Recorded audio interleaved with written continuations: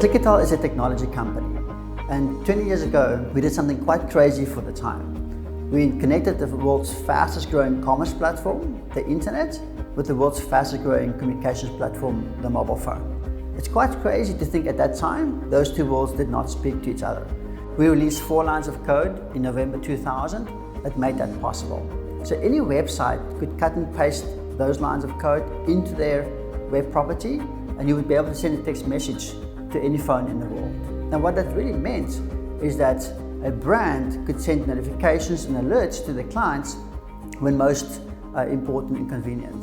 And so by doing that, click for the internet, tell for telecommunication, Clickatell, we were able to give you, the consumer, experiences that you've never had before. For example, when your flight is delayed, you'll know about it as soon as the airline knows about it, and you can reschedule your travel plans.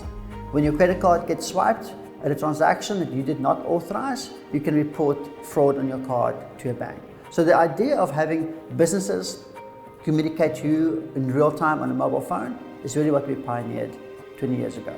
So chat commerce really is the third wave after what started out as the internet commerce wave. And so in 1997, we had the internet economy, and with that came things like internet banking, and you and I were very comfortable to operate and trade on the internet.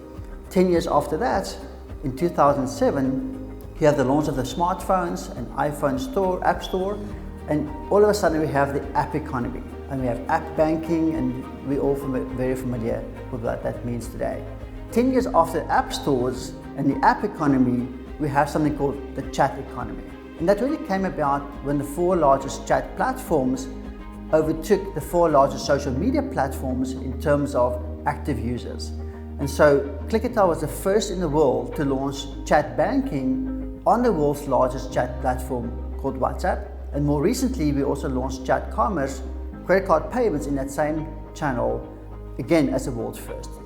But chat economy and chat commerce is the way consumers will engage with their brands, because it takes the brand to where the customer is for the first time. By taking the brand to where the customer is, no longer do we require the customer to drive to your branch, to download your app, or to go to your website even. But we can take the bank and put the bank inside the address book of their clients, ready to serve them 24/7. So traditional banks face many challenges, from rising costs to relevance in the markets, as challenger banks come at them from all angles.